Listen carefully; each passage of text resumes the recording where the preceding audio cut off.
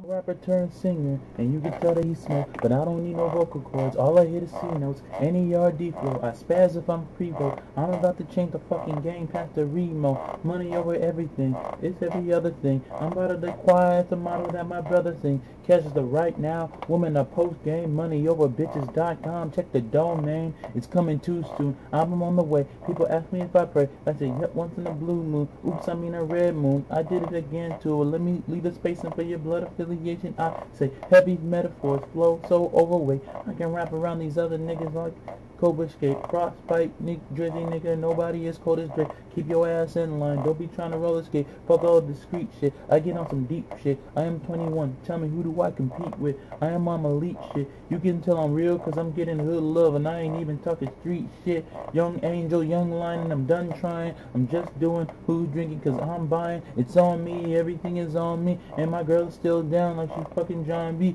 And when I go dumb, I tend to do dumb shit. I just listen back and now I'm sounding like a trumpet. This is all the tripping cause I know that they gon' bump this. Back it up and dump it, back it up and dump it.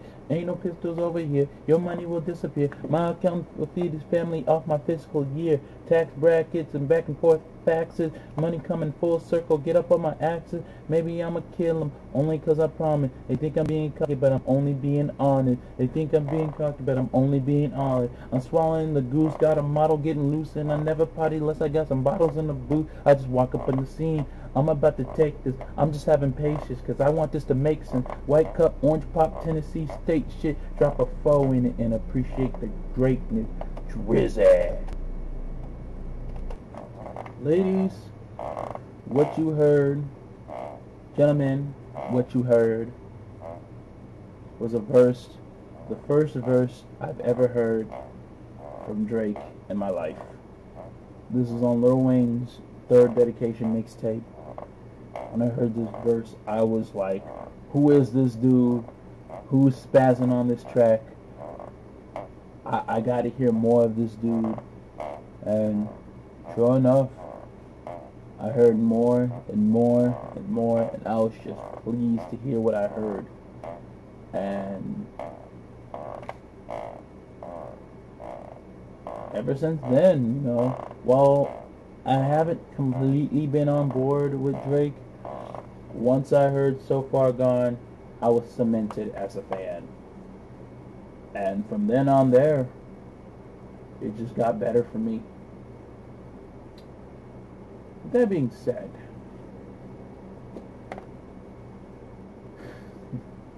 we get to the fifth album, Scorpion.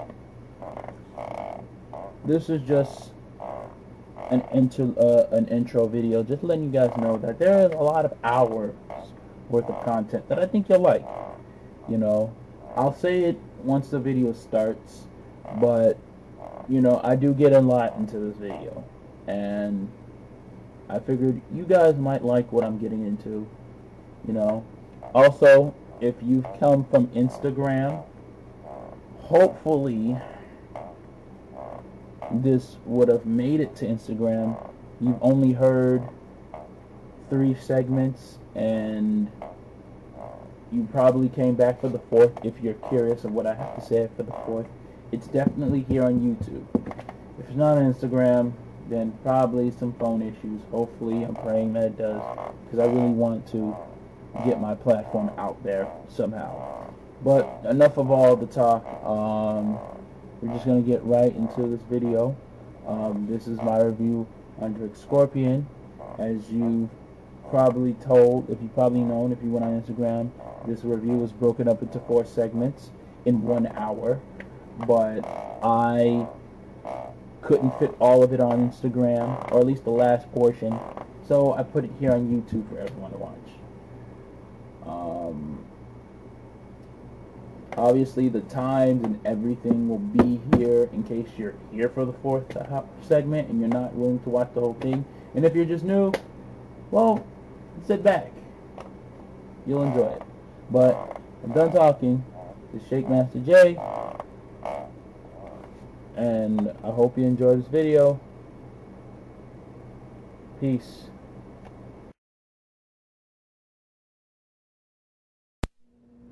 Hello everyone, this is Shake Master J, and I've been waiting to do this for a long time, and I'm pretty sure getting this video to be mixed and edited will be even a chore. But let's get right into this. This is the unpopular opinion / review of the brand new Drake album, double album, Scorpion. Drake, who is a Toronto rapper who pretty much transitioned to the genre. He's not only a rapper, but he's also a singer. He's pretty much a musician in the culture of hip hop, R&B, pop music, however you want to. But before, he was just a small-time actor, a small-time Canadian show, which would probably be his biggest point in acting. But slowly he transitioned into the hip hop by making a couple of hip hop mixtapes that started making waves, including Comeback Season and So Far Gone, which really put Drake on the map in hip hop. Some even speculate that he could save hip hop. Drake was getting a whole bunch of cosigns to the point where he started to get the attention of J. Prince Jr. through MySpace, who is J. Prince's son. Then that transitioned him to the attention of Lil Wayne, which eventually Drake, while touring with them, took him a while.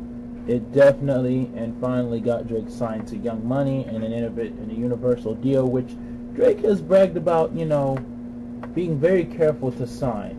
But he signed a deal and released his first #1 album and his debut album, Thank Me Later, leading to plenty other albums that would just propel his status in the hip-hop culture.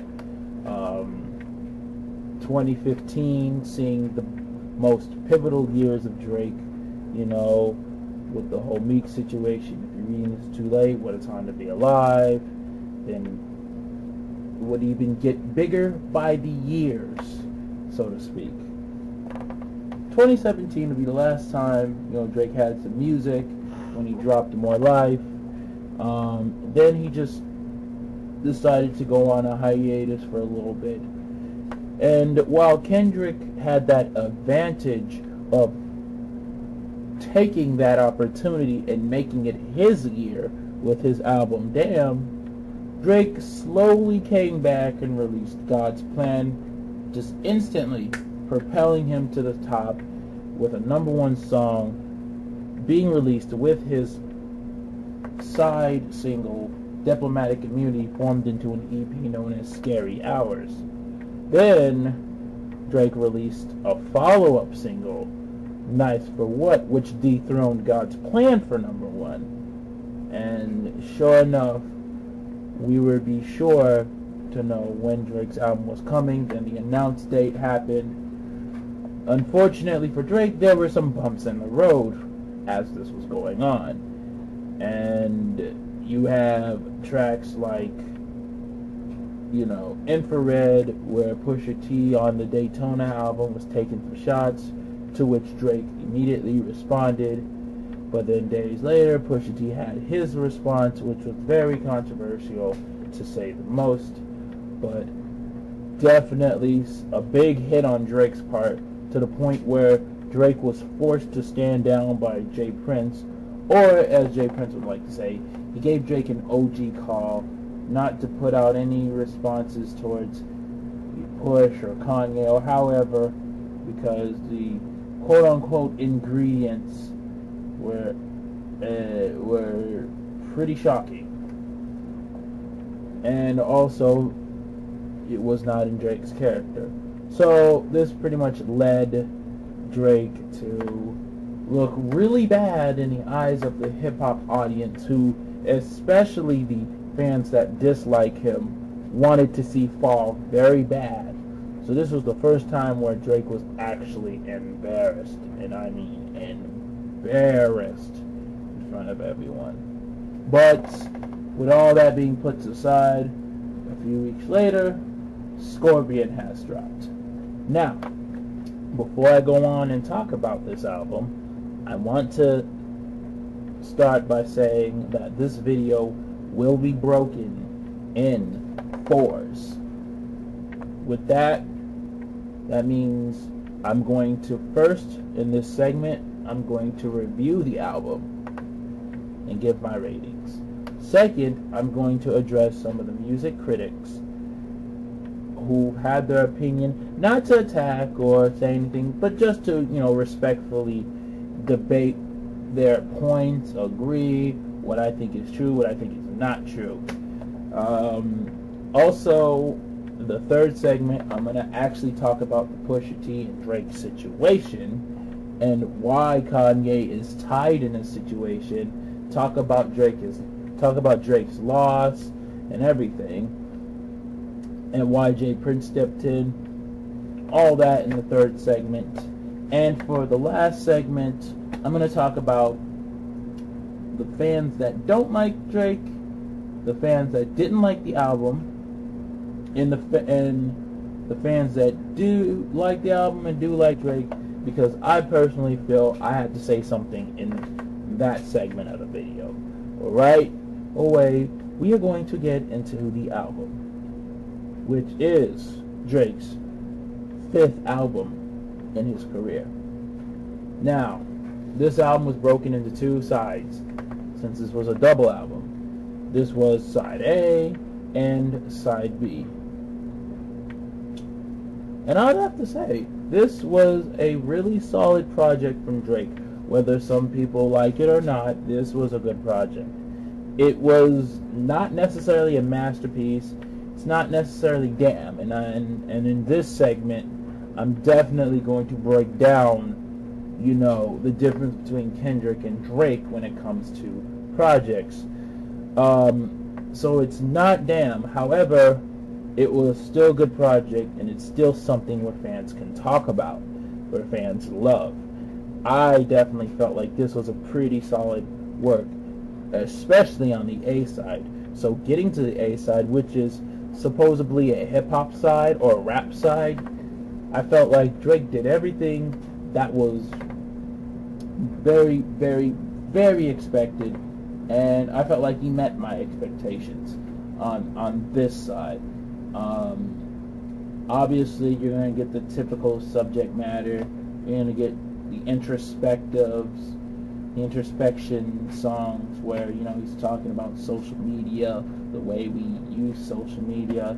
He talks about his kid. He also talks about it on the B side as well, which is also which he also rapped on. But obviously on the rap side, talks about, the people in the industry, talks about how people move, the snakes. He sheds a light on the Pusha T diss, as far as what he could have done, on tracks like Mob Ties. He talks about his relationship with Jay Prince, so to speak. And I want to point this out real quick and get it out the way. Drake did not get XXXTentacion killed. And if he did, and let's be honest, he would have gotten Pusha T killed. I mean it. Now, some people could say, well, Pusha T was moving real hard and this, that, and the third, so that can't be the thing. No. And I say no because we gotta be honest. If that was the case, then Jay Prince would step in. Jay Prince is a lot more intimidating than Drake. But with that being said, as far as X is concerned, I've heard the lines, I've heard some of the tracks on there. Calm down, people. Maybe Drake is just playing with y'all, just like he's playing with the whole Pusha T and the kid situation. He's just playing with y'all. I don't think Drake is that mob-like to get X killed. Yeah, I've seen X's story. I've seen it all. But there is no way in hell that Drake would literally get XXXTentacion killed. I'm sorry. That's just my opinion.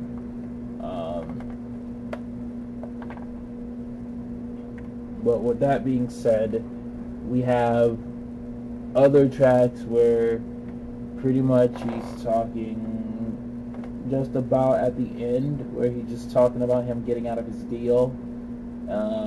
Is there more to life than what he's usually at? Just wondering a bunch of things.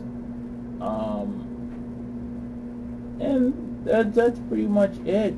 A bunch of braggadocious content, talk about the industry and everything.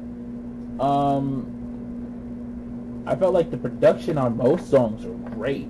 Survival was a nice minimal beat where it does the introduction of the album, introduces himself in the A side of the album.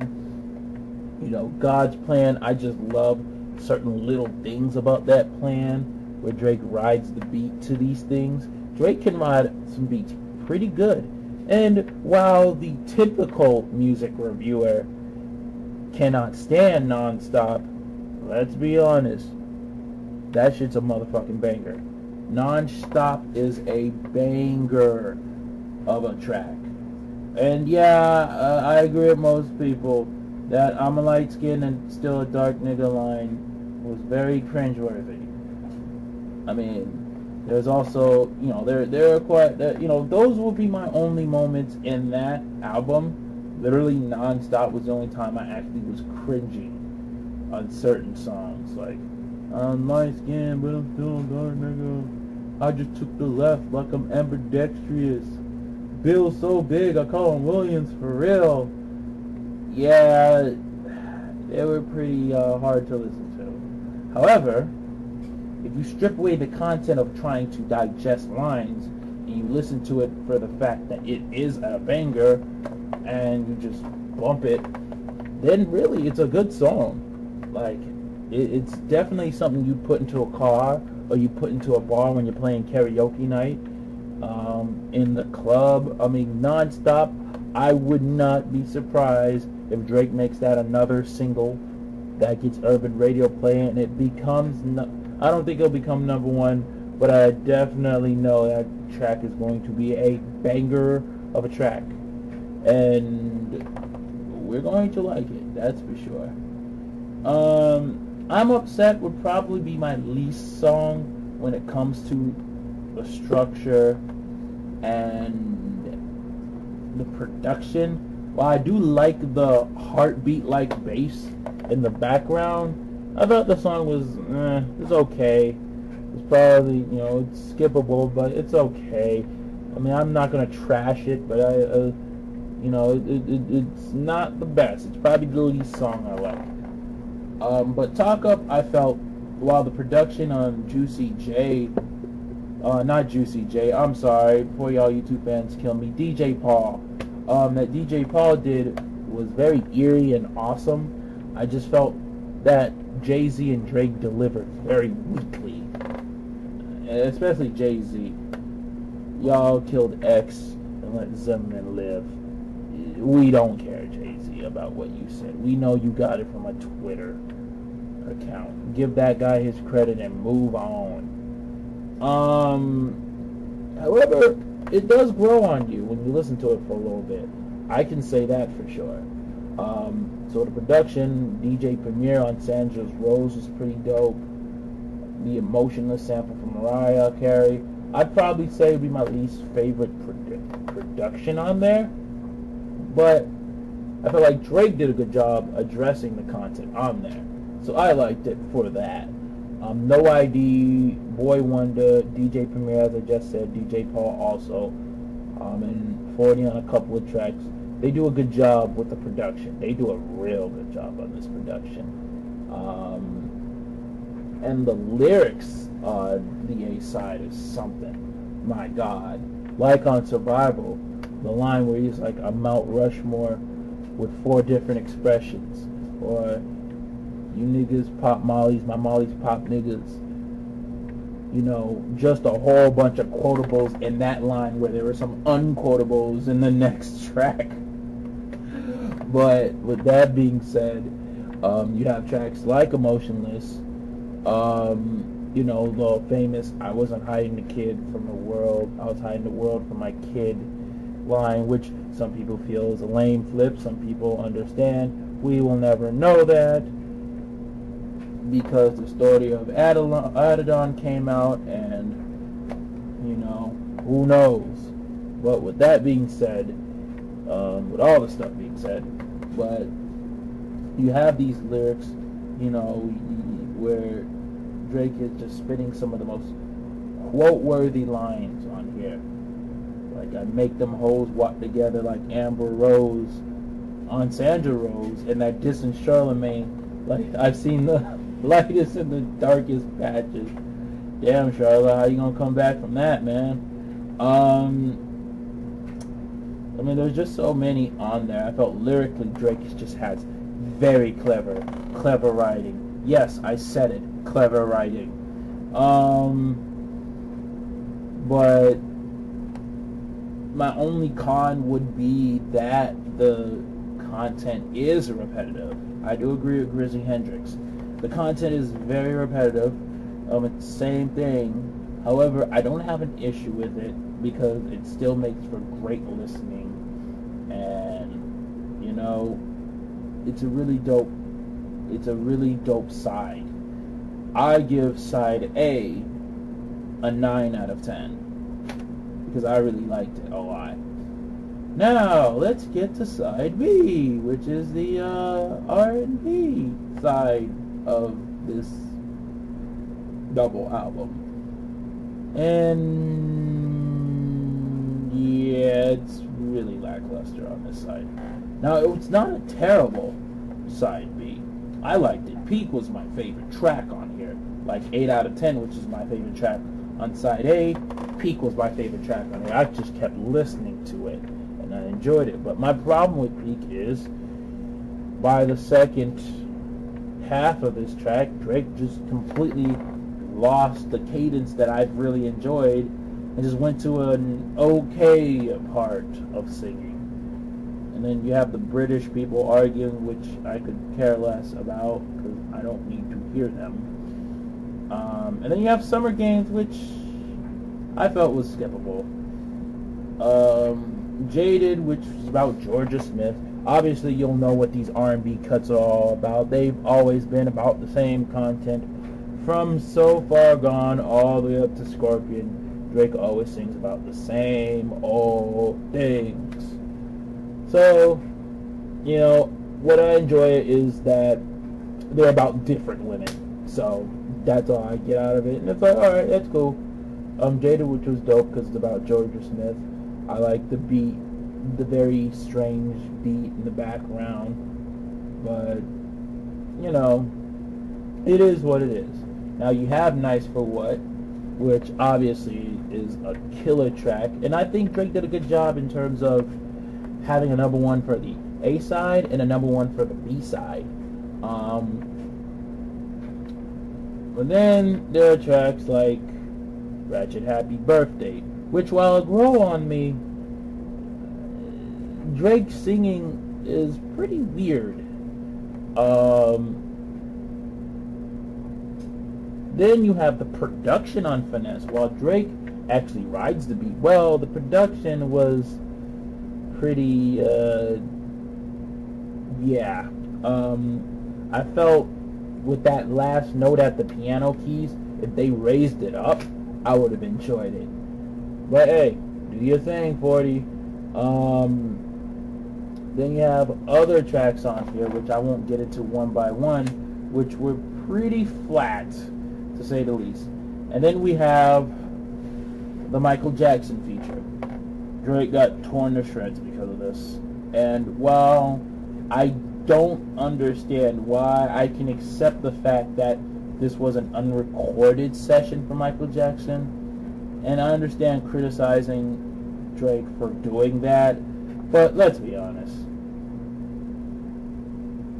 While Michael Jackson's nephew can be mad, this dude is not mad at the people for allowing this shit.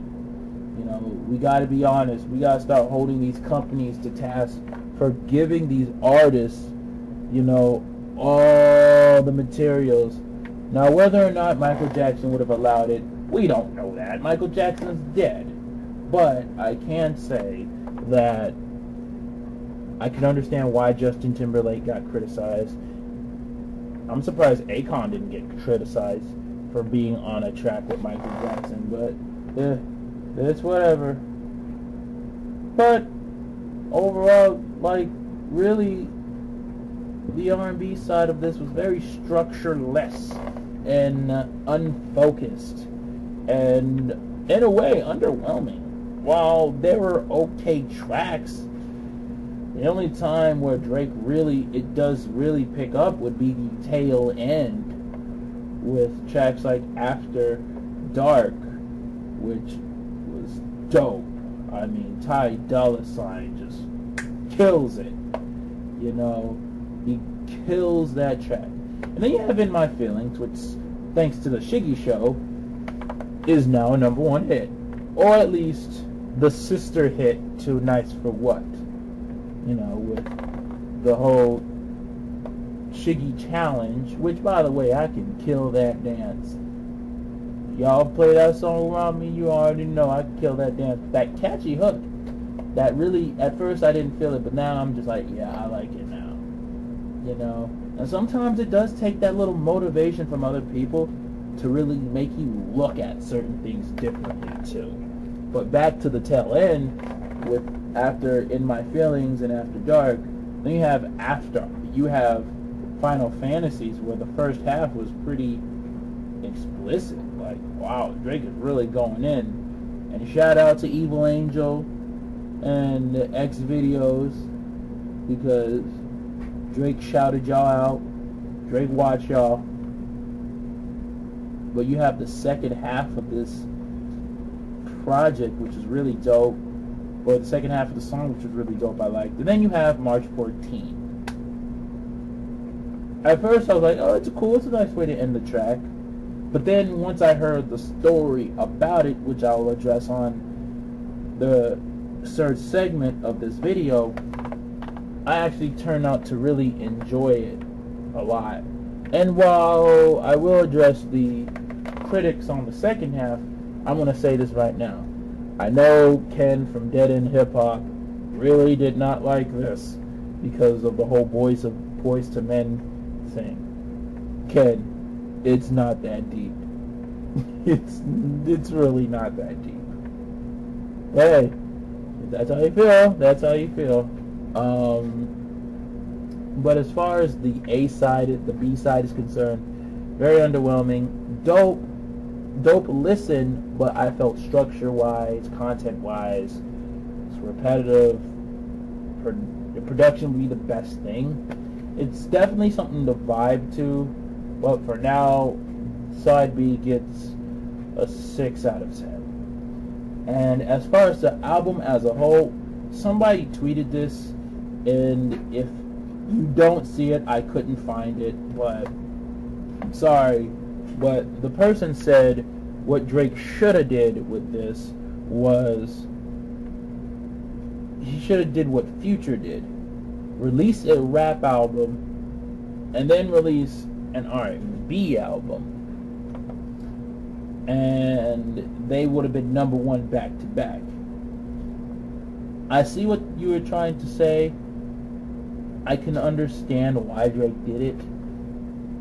But I felt the reason Drake did the double album was to get a quick bag. Some people felt like it was stream trolling. Hey, it worked because it got Drake globally in 1 week 1 billion streams. So something went right. And I also want to point out and say that Drake was trying to get a diamond album. And I believe Drake is going to get a diamond album after this. I really am convinced that this album is going to go diamond.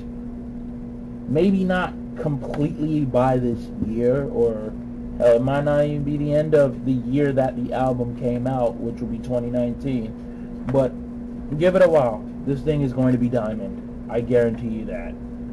I'm calling it right now. But with that being said, Side A gets a 9, Side B gets a 6. Together, Scorpion as a whole gets a 7 out of 10 for me. Still a great project. I still enjoyed it. It's a classic. I don't care what no one tells me. Ain't no album digging. Ain't no album. No, I admit it. Ain't no album going to take the shine away from it. There could be albums that are better than this album, but this is the album of 2018. Period. Just like Damn was last year, Scorpion is the album of 2018. It may not be a classic, and it may not be the best album, and it may not even make certain reviewers' top 10 list of 2018, but I know it's in mine, and it's going to be an album that we are going to talk about for the entire 2018 year. I guarantee you that. Which leads me to Kendrick Lamar's Damn versus Scorpion. Now, before I say this, I want to specify and preface by saying I do not think Drake is a better artist, or in terms of, I do not think Drake has better content than Kendrick Lamar. I think Kendrick Lamar can hit better content and topics on his album and his project better than Drake. But as far as who makes better music, y'all not gonna convince me that Kendrick will make better music. And y'all can tell me, well, just because it charts doesn't mean it's good. My dude, people are making challenges out of a dance. People are memeing some of the songs here. People are literally overplaying this. It's not that close. I guarantee you. And I want to say this too. Granted, Damn outsold Drake's More Life playlist at 2017 and definitely took Drake's year away from him. However, More Life is a playlist. That's one. And two, More Life was still the most streamed album in 2017. So while Kendrick had the advantage of selling more, it was clear that people were listening to More Life more than they were to Damn. So, if Kendrick were to release an album like Damn against an album like Scorpion, do you really think Kendrick was going to beat Drake? No. I don't care how many memes of you guys throwing the album in the trash you can make, and then Schoolboy Q can play cheerleader all he wants to talk about throwing Drake's album away, but Drake didn't sell this album off beef. Drake didn't sell this album off losing to Pusha T. Kendrick didn't have to sell an album off beef with any rapper. But apparently Drake had to, sorry, I'll have to take that back. Drake didn't sell any rap albums and projects out of beef, or just saying my album's better than this person, or taking shots at another person. But Kendrick did that with the Heart Part 4, attacking Drake. And although Heart Part 4 was mostly aimed at Big Sean, people assumed it was Drake because of that Schoolboy Q post.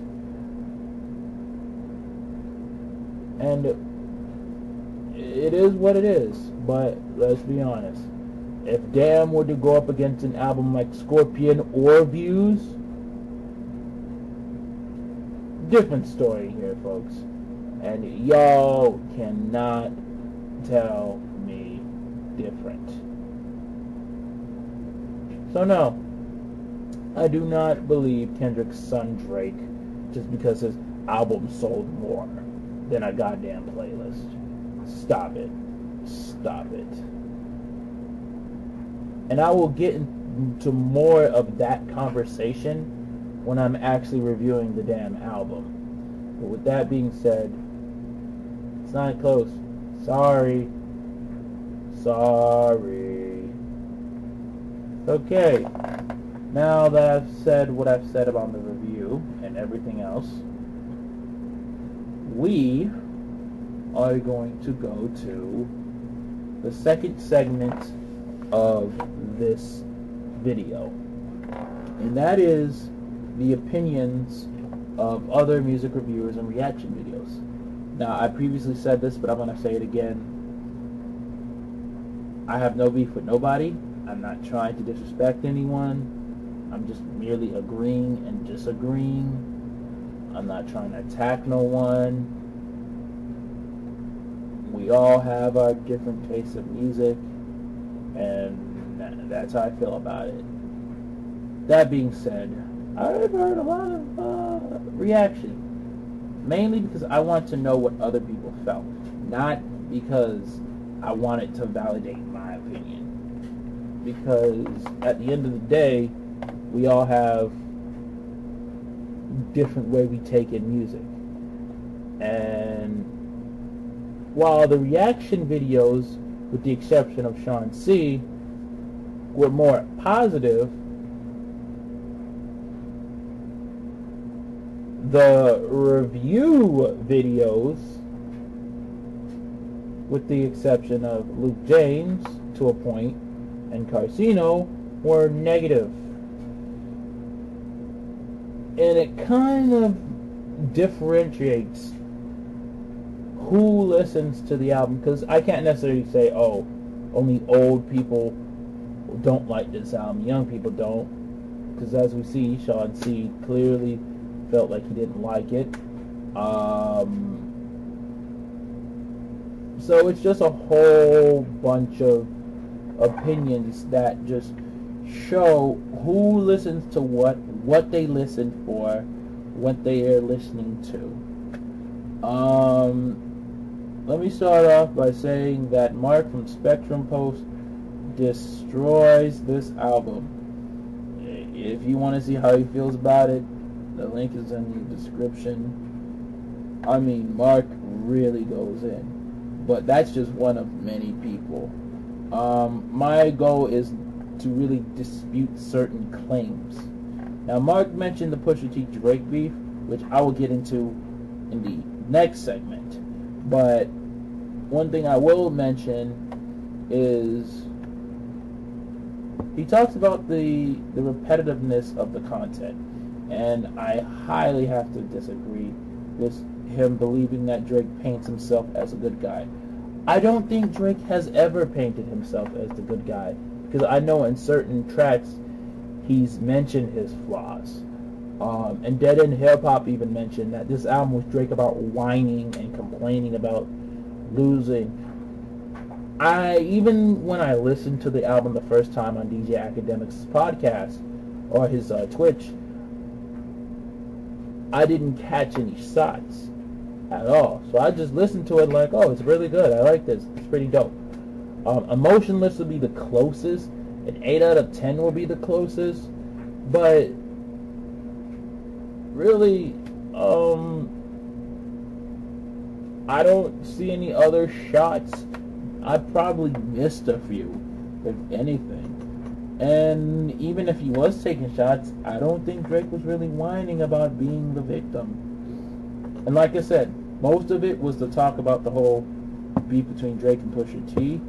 But as far as the content on women, like Jaded, the R&B tracks, I personally disagree. I think that what Carcino said is right. I think what Drake was trying to do, which I understand why certain hip-hop reviewers really didn't like, he was trying to make a song for everybody. He wasn't just trying to make a song for a specific audience. He was trying to make a song for a major audience. So while Damn May was a project for the hip-hop audience, I personally felt that Scorpion was a song for a worldwide audience, and you clearly see it in the streaming sales. You clearly see it in the sales that Scorpion does anyway. And most importantly, you definitely see it in the UK crowd when Drake is performing. UK is very welcoming to Drake, especially that grime rap he did on Link Up TV, which was really dope. But I believe he wasn't just trying to appease a hip-hop audience. He was trying to appease a mainstream audience. And you guys have a right to disagree and not like that. I just felt that's what I took it as, and that's why I enjoyed the project more, because of it. I do disagree with Ken. Drake ain't done. Ken from Dead End Hip Hop. Drake is not done. He is far from done. And no, also, I do not think the end is near. Drake is far from finished. Drake is far from falling off, at least at this point in his career, because as long as I mentioned, songs like In My Feelings and Nonstop and all that is getting constantly played, Drake is a staple in this game. However, I will say this.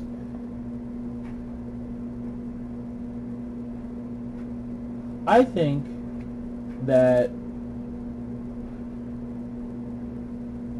Drake is in the twilight in his career. And when I say that, I mean Drake is at this point where, while I do believe Fantano when he says that you'd have to really be a Drake fan to get into this album, which I think Drake is at that point where he'll just throw anything out and fans will enjoy it. And to me, I think it works well. Now, if somebody is done, if you're going to say that somebody's done, it'd be Kanye West. Kanye West is at a point in his career where he's in no return. While I have enjoyed his recent projects, creatively and artistically, it's not really going nowhere. And that's just me being real. But more importantly, the notion that Drake is complaining because he lost to the battle to Pusha T, or now he's trying to come out as the victim because he's talking about how people are messing with him. But the thing is, Drake has always talked about the industry, even in 2015. I don't think this is anything new. It just comes off like he's just a stained loser and it's distracting and it's coming on his album. But in my personal opinion, I believe Drake pretty much did that because of what went down, so he just had to put new stuff in there. But Drake has always talked about the industry. I mean, Fake Love is his #1 single. And this was before Scorpion, so this isn't new to Drake. And for Mark from Spectrum Post to pretty much say, that at this point Drake is just the type of guy to come out with music, have it blow up in the charts, and fade away to obscurity, I'm going to have to highly disagree with that point, because that's exactly what Kendrick did. He outsold More Life, he got all this love, he got all this attention, he got these songs overplayed on the radio too, not by much, but, he got all this praise from the hip-hop fans and all that alike, and then once 2018 hit, faded into obscurity like that. Yeah, he got awards, but, it didn't mean anything. It doesn't really mean anything because Drake just has that power twice as much when his music drops. I mean, I'm just saying. But, and pretty much, as far as Drake being done, no. I once again agree with Kersey. It's just the fact that Drake's music is just hitting a multitude of audiences, and while you may not like a few songs here and there are people that do, and that's pretty much where I stand on that. However, I understand if you guys don't like it. That's how you felt about it. Even Sean C said that this album was like a gun waiting to fire off, but couldn't fire off until the end. But I thought Side A, in my opinion, fired off really well. Maybe Side B, but I thought Side A was pretty much, maybe it didn't fire off the way it should be with the filler tracks that it had, but I thought some of the highlights made its point. I thought some of the highlights had its venom so to speak. But pretty much, that's pretty much all I gotta say as far as that is concerned. Moving on to segment 3, which is probably going to be the longest in this review, but I'm going to try to speed this up as quick as I can. We all know the Pusha T situation, the Kanye West situation. I'm going to just mention those two, but I'm not going to give you the backstory. We all know the backstory. Check out my video on the Pusha T Drake situation. I already spoke on it. If you want to know my take on the whole situation, all I'm going to say is, initially I was ranting and I was upset because of what J Prince did, but now I go back and I look at it and I realize, okay, I understood why he did it, and it's very unfortunate, but it makes, I'm glad people are looking at Kanye West different. Let me start off by saying there are some people that believe that Drake is now changing his image to look like a good father because of the whole story of Adidon situation. I'm on the belief that Drake's been doing this, and now that news is coming out that, March 14 was recorded, meaning on March 14, and was given to Kanye West, and then we all know what Kanye West did with that information. I'm under the assumption that Drake really wanted to bring out an album rollout. He had an Adidas press run and everything, and unfortunately, those plans got spoiled. It makes me look at this whole situation differently. So while I don't necessarily believe the whole album was changed, I believe some elements were changed. Now, some people could say, well, that's because this, that, and the third. That's because Drake, is doing whatever he can. His PR team is doing whatever he can. True, T-Minus did speak on this. But when you have someone from Kanye West's camp and Malik Yusef, it kind of makes the story a little bit more legitimate. Now DJ Academics made the claim because according to the video that he spoke in, and by the way, every video, even the reviewer's video, will be on this link just to show support and also get some more info. He said, according to DJ Academics, he said he talked to Drake on this, but it was said that Ye was the one that made the call to J Prince and not Drake. I personally believe that that was true. Then I literally look at the situation of Kanye West, and as much as he's my favorite rapper, I have to put this out. Kanye West is like one of those little brothers, or those annoying siblings, or those, you know what I mean? We all had them.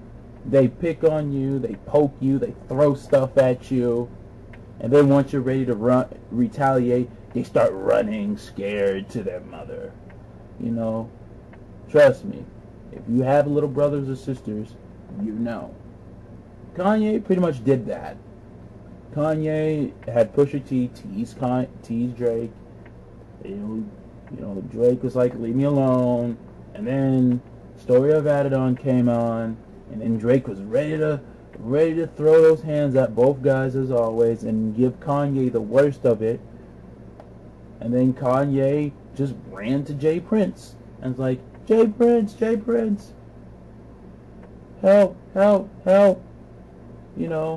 I mean, that's the analogy I'm using. You may not believe it and think it's true, that's fine, but either way, what Kanye West did was a very snake move and a very unfortunate move. However, one thing's for sure as well. I made a video talking about Kanye West and his beef with Taylor Swift. Kanye West cannot, and I repeat, he cannot talk about being betrayed and being hurt and being this, putting Taylor Swift, like Taylor Swift got embarrassed so much so that it messed up the roll-up for her album Redemption.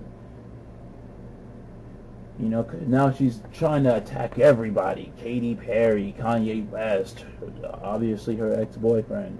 And while it did numbers, it was probably one of Taylor Swift's more forgetful albums. But that's just my thoughts on that.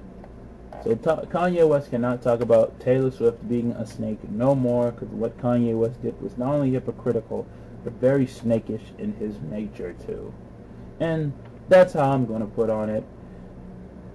With that being said, do I think Drake took an L?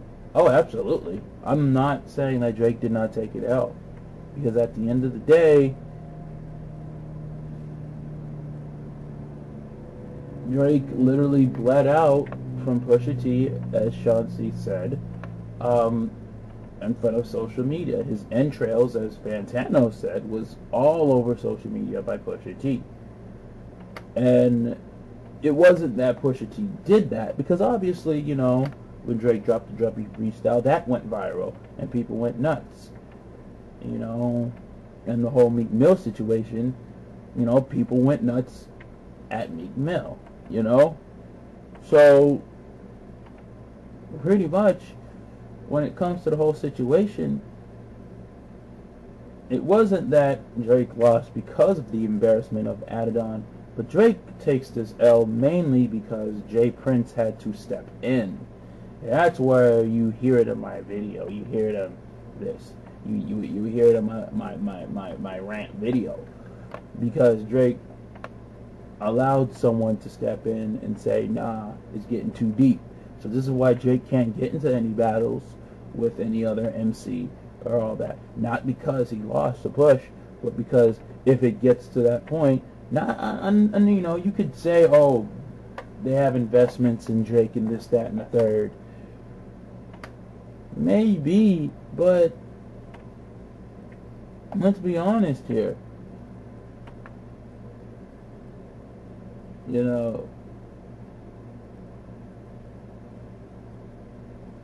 We're talking about something that could potentially be even worse, because this is way beyond hip-hop. I don't care what anyone tells me. Sure, it's a battle rap, and sure, you can be as disrespectful as you can, but this is not URL, Like, money is at stake, and also, Jay Prince works with the mob, as Drake says on the song.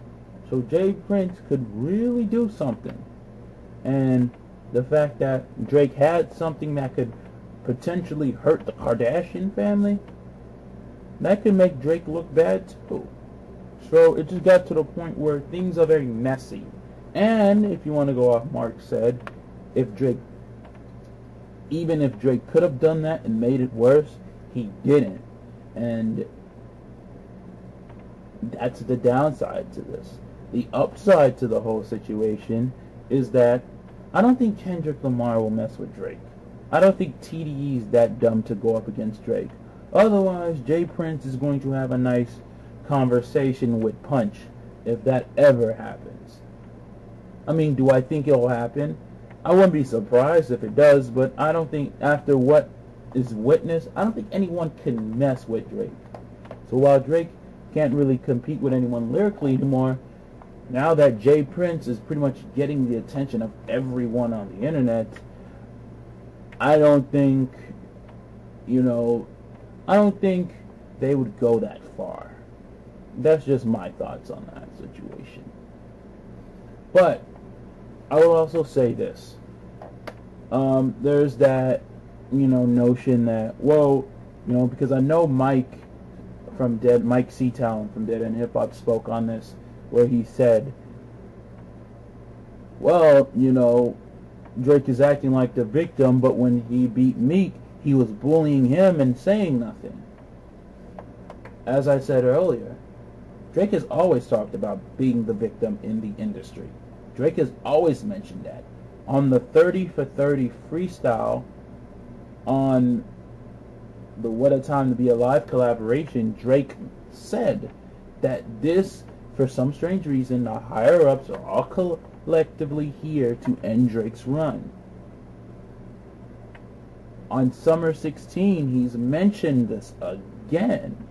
Now, to even go further, you know, when people say, well, how come Jay Prince wasn't doing anything when he bullied Meek?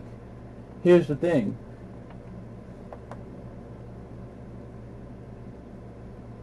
My theory on that is very simple. Meek Mill was the one that was really trying to mess with Drake. And I say that because, one, the whole Drake don't write his own rhyme thing. Then you got Funkmaster Flex and DJ Drama actually leaking out reference tracks from Drake, which made it pretty bad. So Drake was looking awful at this point. And what did Drake do? He dropped Charged Up. And then Meek Mill was like, oh, you know, you don't want these bars, I'm going to scream at you. So when Drake dropped the Hotline Bling track, everything was cool. Drake had a hit. People were messing with it. But then once Meek Mill leaked out the rumors that Drake bit off of Drum, and, you know, Funkmaster Flex is out here hyping this up like, I got a response from Meek, and I'm dropping it on Monday. And nothing happens. Pretty much Drake's time is wasted, and Drake's credibility is wasted. That's when Back to Back came out. And I personally believe that, you know, when you go back to the part where people are saying, well, Drake's taking shots at Push, but don't want to get in there all the way, I'm going to have to disagree with that. Because, yes, while I do agree Drake should stop taking shots, Drake has always taken shots at anyone he has beef with. He's taken shots at Common still. He's taken shots at Push, yes. He's taken shots at DMX and Ludacris. But at the same time, he's also taken shots at people he's embarrassed or people he's defeated. So, yeah, he's taken shots at Chris Brown on many occasions to this day. And he's even took shots at Meek after the whole beef situation. On Summer 16, he's taken shots. On certain tracks, he's taken. On Western Road Flows in Drake's album, he's taken shots at Meek. As a matter of fact, you know, on the More Life track on Lose You, the end of the track, he took shots at Meek, and he took shots at Meek on Can't Have Everything. And at the same time, on Scary Hours, Diplomatic Immunity, and Migos track, he took shots at Joe Budden. So Drake will always take shots. Don't matter if he lost or win. That's just Drake's MO. He will always take shots. And that's just my thoughts on that, really. And more so, Drake will continue to take shots. That's just how it is. But that's my thoughts on that aspect of the album. I will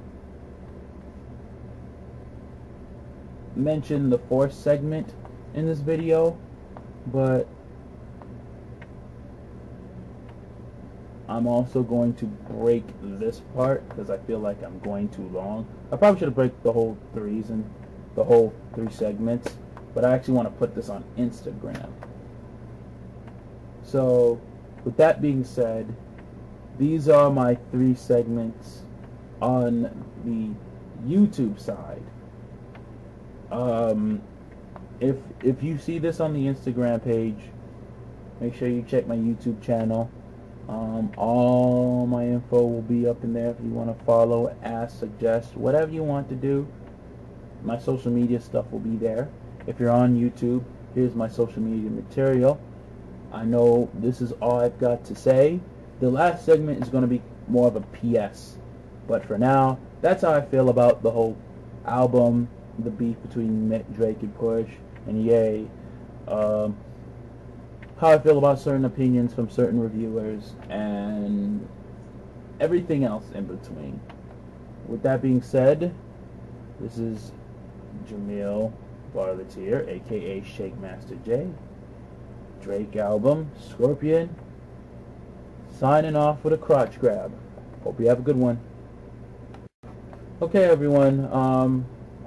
This is PSA from Shake Master J.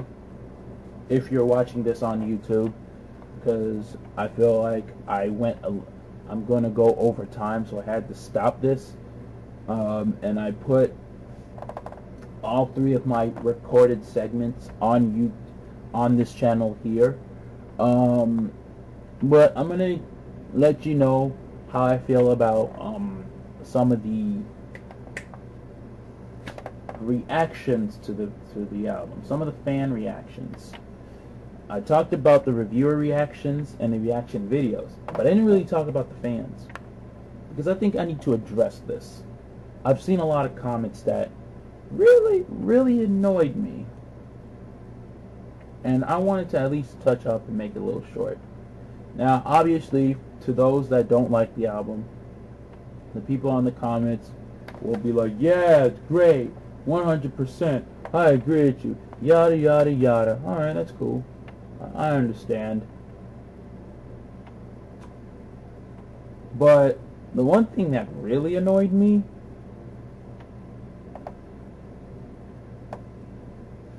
was the ones that did like the album. Not the people that liked the album, but the reactions to the people that liked the album. Now, it's one thing to not like the album. If you don't like the album, that's cool. If you hate the album, that's cool. If you think it's trash, that's cool. You have every right to really, feel that this was a very mediocre album at best. I mean, Mark from Spectrum Post didn't hold any punches. I know it sounds like I'm throwing shade, but I'm not. I promise. It's just that review stuck out the most. I thought Dead End's review really stuck out, or Fantano's, but this really took the cake. I was stunned. And I will also admit, it kind of sucks to hear, some of you guys not like the album. Like, it's like, oh man, I actually liked it. Y'all didn't like it? Okay, I see why you didn't like it. Okay, I see why you didn't like it. But it's like, I kind of wish y'all would vibe with me, you know what I mean? But I understand. If you think this is a trash album, that's cool. However, one thing I will not accept, and I'm serious here, I can't accept and I can't respect people who enjoy this album getting attacked. I really cannot. I don't like it. Especially Michael Rappaport, who went on Instagram to trash the album. We get it, Mike. You don't like Drake. Fine. Whatever. You said your piece. That's cool. But don't come for the Drake fans. Talk about, oh, they listened to it 75 times to like it. Like, come on, fuck you. If you say something like that, then I can't really respect anyone for saying something like that. I just can't. It's tasteless. Because you are the same dude who went on, your little review on Kanye's album and said, if you have to fly out so many people to Wyoming and ask for validation, if you have all these reviewers ask for validation of your album, then clearly your album is pretty bad or you're insecure. Alright, fine. You didn't like Kanye's album and you felt like your opinion mattered. It was all good when you're trashing an album that people like. But now all of a sudden you're trashing Drake's album knowing goddamn well you're going to get cool points? Man, fuck out of here. That's why I was glad when Afion Crockett went on his Instagram and praised the album and even threw a subtle jab at you. Fuck out of here. Yeah, that was funny. I liked it. I liked it. I respected it. But most importantly, That's not what necessarily pissed me off. What pissed me off was a comment on Sean C's video where someone said, "Oh, if you gotta listen to an album 20 times and you like it, or if it takes you 20," the comment will be in this video. If it takes you 20 minutes to like this video, that just means it's trash. And someone followed up like, "It's 2 listens at most." Look, I don't know how it works for you guys when it comes to listening music, but sometimes it will take 20 or more listens for you to actually enjoy this album. Hell, Mike from Dead End Hip Hop always said, when it comes to certain albums, he would say, at many listens, I hated listening to this album, I hate listening to this album, but for some strange reason, it clicks. And I really like this album.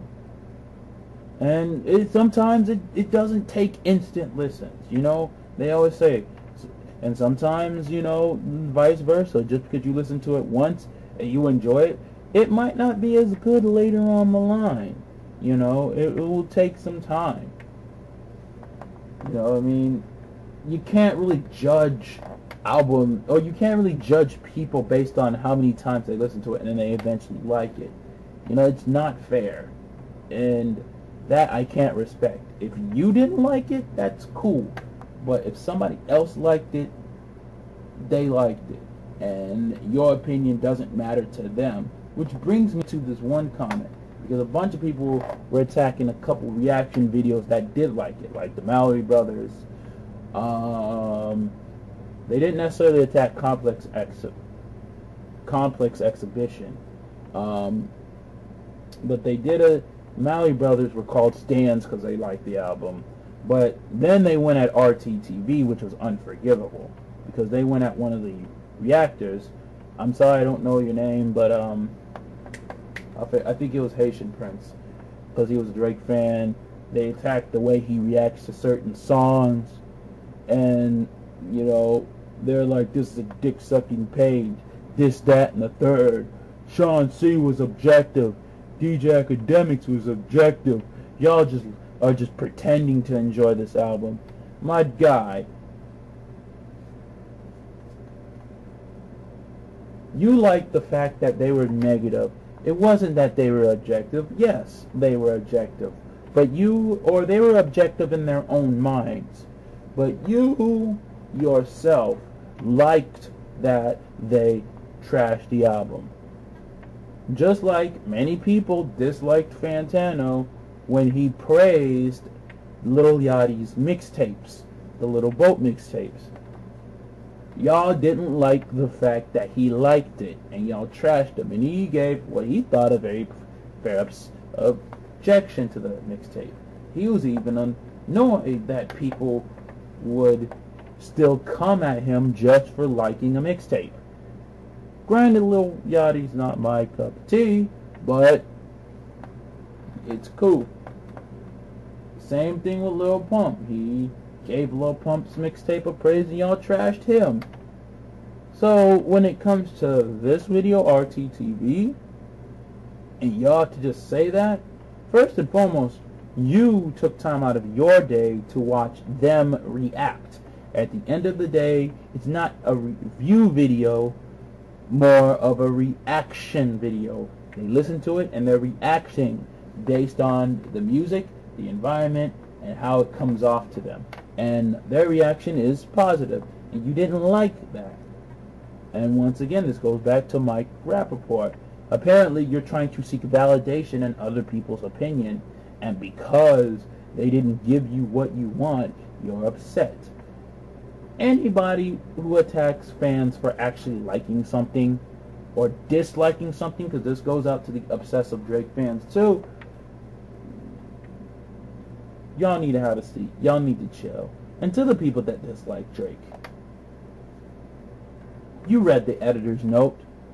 I'm sorry, Sean C, but this is not Drake being insecure. This is just Drake being aware of what's going on. And to pretty much wrap this up, at the end of the day, whether you like Drake, Whether you hate Drake, and you may hate Drake, and you may hate what he does, but when you look at those numbers that Scorpion did, and people could say, well, that's because Spotify, that's because this, that's because that. You do know Kendrick is signed to Interscope, right? How do you think them damn albums went up? Exactly. Drake ain't doing what Jay-Z does. Drake ain't doing what Jay-Z did for Meek Mill. And Drake ain't doing what Kendrick is doing in Interscope. Doing whatever he can, spending so much of his money just to make sure the album sales go up. Now, whether or not he gets the money from him, or whatever percentage he gets from him, that's out of my hands. But at the end of the day, according to those numbers, we all know one thing. We all know one thing.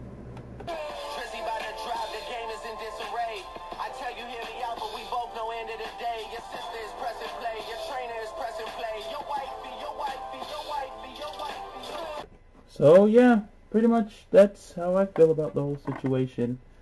You know, I mean, there's nothing else I could say. Obviously, this segment was more of a PS, in my opinion. Thank you if you went on my YouTube page, if you saw my Instagram video, if you went on Instagram, that is, because I worked really hard to do this video. Harder than the game discography review. But yeah, if you guys want more content from me, you know, my social media accounts are on the description. I have an email, Facebook, Instagram. You can even follow me on my Facebook page, my personal Facebook page if you want. My Instagram, my Snapchat. I will try to get a Twitch and a Patreon account soon. So be wary of that. And you know, I'm just doing whatever I can to build my platform. This is Shake Master J. If you have some comments or advice about how I record, because people always criticize how I record my videos, and that's cool. Unfortunately, I did this video without any notes, so if it comes off long-winded at times, I'm sorry, but I did what I can do. But with that being said, this is Shake Master J. Follow me at every social media out there in the description. Turn your notifications on. You know, whether you're hitting the bell or you're clicking turn on the notifications on Instagram, whatever. You want to see what I do first, that's all cool. And I'm signing off with a crotch drab. Make sure you buy that Drake Scorpion album if you're a Drake fan. And if you're a Drake hater, well, you're probably going to buy it anyway. Peace.